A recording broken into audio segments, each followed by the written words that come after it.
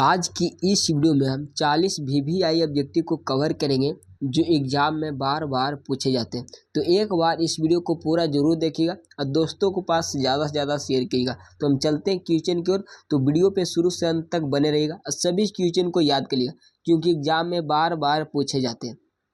तो आज का पहला नंबर सवाल कि प्रकृति में ऑक्सीजन का संतुलन कैसे बना रहता है। तो कैसे बना रहता, तो प्रकाश संश्लेषण से। क्या? प्रकाश संश्लेषण से बना रहता। करेक्ट आंसर का जगह बी हो जाएगा। एग्जाम में बार बार पूछे जाते हैं।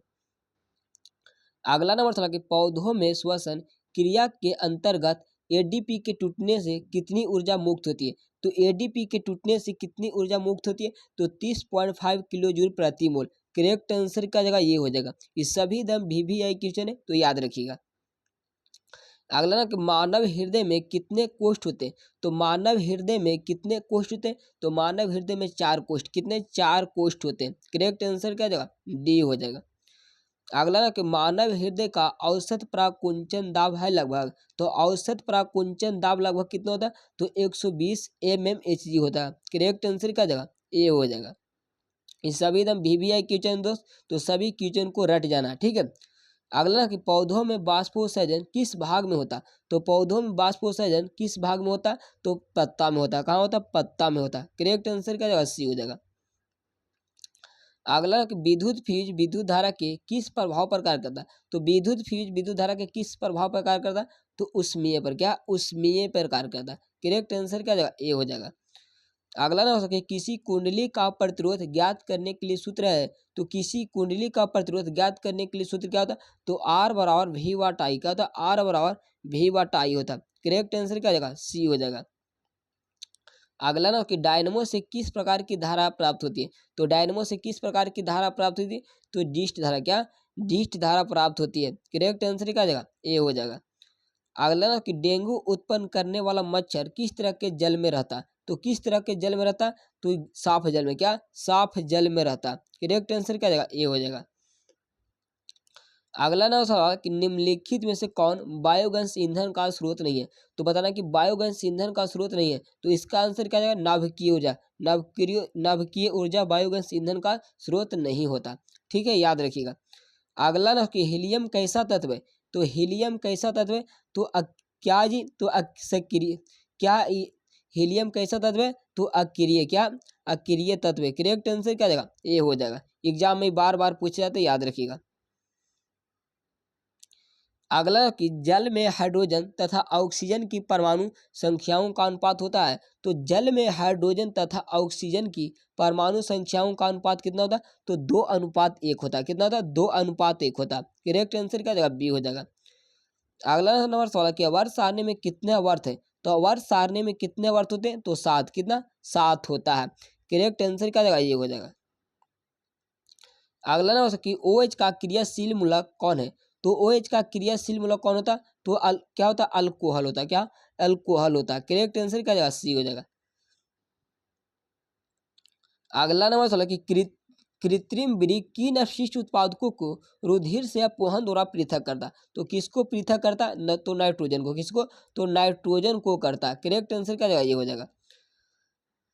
अगला ना कि हाइड्रा में प्रजनन किस विधि से होता है। तो हाइड्रा में प्रजनन किस विधि से होता है, तो मुकुलन के द्वारा। क्या? मुकुलन के द्वारा होता। करेक्ट आंसर क्या जाएगा? बी हो जाएगा। अगला ना कि किसी माध्यम के अपवर्तनांक म्यू का मान क्या होता है। तो किसी माध्यम के अपवर्तनांक म्यू का मान क्या होता है, तो म्यू का मान क्या होता है, तो साइन आई बटा साइन आर। क्या होता है जी, तो साइन आई बटा साइन आर होता है। करेक्ट आंसर क्या जाएगा? बी हो जाएगा। अगला ना उसकी दाढ़ी बनाने में दर्पण उपयुक्त है। तो दाढ़ी बनाने में कौन सा दर्पण को उपयोग करते हैं, तो दाढ़ी बनाने में अवतल दर्पण। क्या? अवतल दर्पण का उपयोग करते हैं। ये वीवीआई क्वेश्चन है, सभी दम वेरी वेरी इंपॉर्टेंट क्वेश्चन है तो याद रखिएगा। अगला ना उसके स्पेक्ट्रम में किस रंग का किरण का झुकाव अधिक होता है। तो स्पेक्ट्रम में किस रंग का किरण का झुकाव अधिक होता है, तो बैगनी का। क्या? तो बैगनी का अधिक होता है। करेक्ट आंसर क्या जाएगा? डी हो जाएगा। बैगनी का झुकाव क्या होता है? अधिक होता है। अगला कि लोहे की परमाणु संख्या है। तो बताना कि लोहा का परमाणु संख्या कितना होता है, तो 26। कितना होता है? 26 होता है। करेक्ट आंसर क्या जाएगा? बी हो जाएगा। इसका संकेत क्या था? Fe होता है। याद रखिएगा, सभी दम वीवीआई क्वेश्चन है। अगला ना हो सके कोई विलयन नीला लिटमस को लाल कर देता है तो उसका पीएच मान होगा, तो उसका पीएच मान क्या होगा, तो नीला से लाल कौन करता है, आम्ल करता है, क्या आम्ल करता है, तो आम्ल का पीएच मान क्या होता है, 7 से कम होता है। करेक्ट आंसर क्या जाएगा, सी हो जाएगा। ये सभी एकदम VVI क्वेश्चन याद रखिएगा।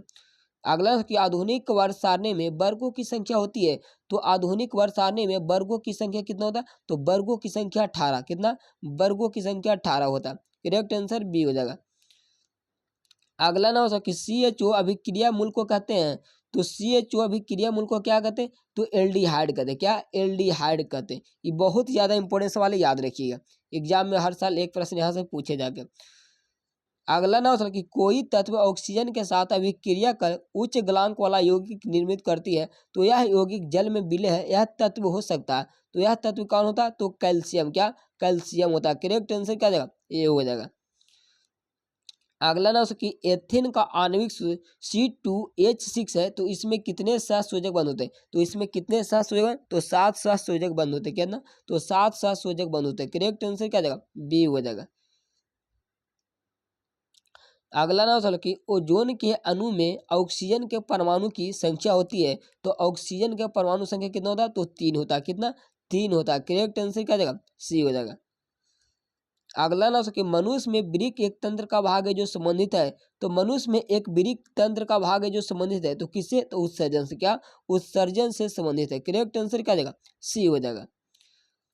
अगला ना हो सके दो तंत्रिका कोशिका के मध्य खाली स्थान को क्या कहते हैं, तो दो तंत्रिका कोशिका के मध्य खाली स्थान को क्या कहते हैं, तो सिनेप्स, क्या कहते हैं, सिनेप्स कहते हैं। करेक्ट आंसर बी हो जाएगा। अगला ना कि पराग कोश में होते हैं, तो पराग कोश में क्या पाया था, तो पराग कण, क्या पराग कण पाया था। करेक्ट आंसर क्या जाएगा, डी हो जाएगा। अगला विकासीय दृष्टिकोण से हमारे किससे अधिक समानता है, तो हमारे किससे अधिक समानता है, तो चिंपैंजी से, क्या चिंपैंजी से अधिक समानता है। करेक्ट आंसर बी हो जाएगा। अगला हमारा सवाल है कि मुकुलन द्वारा अलैंगिक जनन होता है, तो मुकुलन द्वारा अलैंगिक जनन होता है तो किस में होता है, तो ईस्ट में, क्या ईस्ट में होता है। करेक्ट आंसर बी हो जाएगा। अगला ना कि पायरुवेट के विखंडन से कार्बन डाइऑक्साइड जल तथा ऊर्जा देता है, तो यह क्रिया होती है, तो यह क्रिया किसमें होता है, तो माइटोकॉन्ड्रियम, का माइटोकॉन्ड्रियम होता है। तो माइटोकॉन्ड्रियम को हम कोशिका के पावर हाउस भी कहते हैं, क्या कोशिका के पावर हाउस कहते हैं। इससे भी आप लोग याद रखिएगा। अगला नंबर कि निम्न में कौन सा पदार्थ लेंस बनाने के लिए प्रयुक्त नहीं किया था, तो लेंस बनाने के लिए प्रयुक्त नहीं किया था, तो किसका प्रयुक्त नहीं किया था, तो मिट्टी का, क्या मिट्टी का उपयोग नहीं करते। करेक्ट आंसर डी हो जाएगा। ये बहुत ज्यादा इंपोर्टेंस वाले याद रखिएगा। अगला ना हो सके किसी बीम का वास्तविक प्रतिबिंब समान आकार का प्राप्त करने हेतु बीम को उत्तल लेंस के सामने कहाँ रखेंगे, तो उत्तल लेंस के सामने कहाँ रखेंगे, तो वक्रता केंद्र पर, कहाँ, तो वक्रता केंद्र पर रखेंगे। करेक्ट आंसर बी हो जाएगा। अगला ना हो सके समान दृष्टि से वयस्क के लिए सुस्पष्ट दर्शन की अल्पतम दूरी लगभग होती है, तो अल्पतम दूरी कितना होता है, तो 25 सेंटीमीटर, कितना 25 सेंटीमीटर होता है। करेक्ट आंसर क्या जाएगा, सी हो जाएगा। अगर पूछेगा कि दूर बिंदु कितना होता है, तो दूर बिंदु अनंत होता है। इससे भी आप लोग याद रखिएगा, ठीक है। तो आज का वीडियो आप लोग का कैसा लगा, आप लोग कमेंट बॉक्स में देगा। इस वीडियो को आप लोग ज्यादा से ज्यादा दोस्तों को पास शेयर कीजिएगा। तो आज के लिए इतने ही। जय हिंद, वंदे मातरम।